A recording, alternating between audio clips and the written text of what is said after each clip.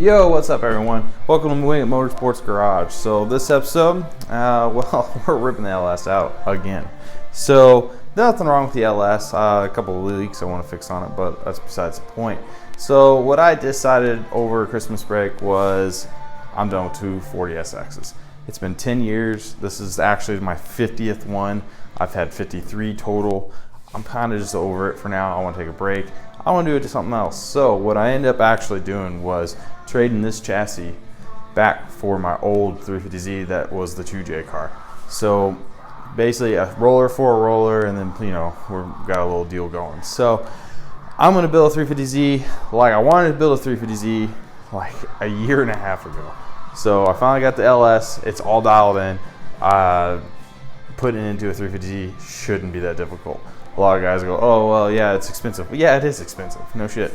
But, me being me, I can sell enough of my other stuff to pay for the other parts. So I really don't have, it's not really going to cost me that much to put it in a car that I already built once, that's ready to go. Suspension-wise, everything like that on a 350 is badass. The only thing the 350Z does not have that this car kind of does is a drift knuckle setup. But that, for me, that's okay, because I figured, if I was ever going to do a 350Z, I was going to have to buy new stuff anyway, because I've been running the same set of knuckles on this car, the Driftworks Geomaster 2s, for, 8 years. So, it's time to move on to a different setup. Well, I'm not saying I'll do WiseFab or anything, but I'm wanting to do something different and new. So, anyways, this is kind of how the car sits for now. I did finish the flares. They're all pretty much done, minus, like just a light sand job, kind of finish them, smooth them completely out, but they are on there. I'll just kind of walk around the whole car. I did like the flares. They do look kind of cool. They're a little different.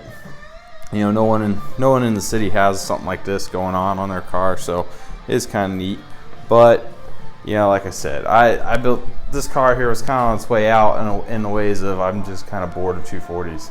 I've been driving it for so long, and just, I don't know. I mean, not to say they're not like probably the best drift car, because they're probably one of the best drift cars out there. They're so cheap, easy to build, and the parts are super readily available. I mean, you could just hit up your local forums and find the pieces you need locally used, in good shape. So, but anyways, yeah, so this is gonna be it. This is basically cleaned up the shop after I got back from Florida, and we're gonna put this thing on jack stands. I'm gonna start tearing into it. Pretty much my buddy Dan is gonna get the whole car. All that he is gonna have to do to make this car run is slip an engine and transmission in it, and then wire it to the wire harness that I have in here. As you remember on the past video, whenever I retucked it, he'll have to change a few things, but I told him I'd help him with that, so it's not a big deal. But yeah, that's pretty much it. I did fit up a bumper to it. Of course, I got it all apart, so, and the skirts I have off, so pretty much, he's stoked. He always loves coupes. He bought my Z because he wanted to do something different, but then I gave him this chance to trade me out, and he was like, hell yeah, I'd like to have a coupe again, especially a right-hand drive. So we're both kind of looking forward to this trade. It'd be kind of fun. So basically what we're going to do is take all the crap that I learned from the JZ swap into a 350Z and apply that to the LS. So all the problems I had with the JZ was mainly the fuel system and then fitment issues. So with the LS, I shouldn't have the fitment issues as much, because it's, a V6 to V8 isn't much different. I do, it's going to be a little snugger fit, obviously, but if you ever look at a VQ, they're pretty snug anyway.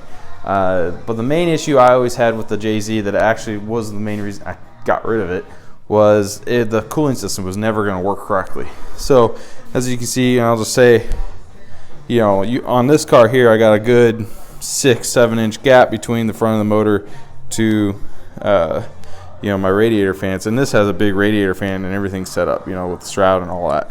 So on the 350Z with the LS, or not the LS, with the 2J, there was about 3/8 of an inch, or maybe not even that, 1/4 inch, something like that. It was real small. On a previous video, I think I addressed that. And then I had to run 2 pusher fans. That was not enough to drift on. I mean, I didn't want to do a rear mount radiator because it still wants to be a street car. I want to be able to use the trunk space and all that stuff. So with this should sit down in there a lot easier. And then also by me swapping the LS, this is something I gave a lot of thought about, because I thought about swapping everything over to a left-hand drive car to solve this problem. But like I said, I was kind of tired of 240s. I didn't want to do that. Was the starter issue that I've been having with this transmission setup. It's been a pain in the ass ever since day one. You know, it's just a problem. So what I want to do is go back to the original starter that came with the kit. It's a lot bigger, a lot fatter, and I shouldn't have any issues with it.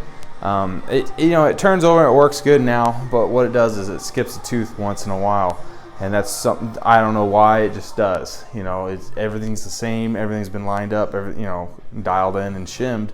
It just gives me issues. So I want to fix that, and then then the 350Z transmission is going to work correctly. And one other thing is I possibly will change will be the GK Tech shifter. This might be as simple as me calling GK Tech and asking for an updated version, because the bushing does not work as far as pushing it down into reverse.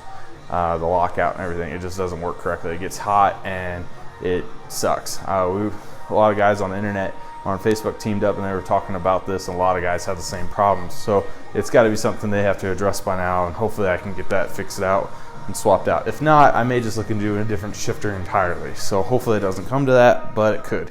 So that's pretty much it for now. I'm not going to probably do another video until I have the 350Z sitting here, but that'll be, I'll probably have the 350Z sitting here within the next couple days, but I won't start working on it until I start having the parts delivered and all that jazz. So anyways, hope you guys are enjoying this. I look forward to another build. I told myself I wasn't going to do this, but here we are again. So anyways, hope you guys stay tuned for the next one. See you later.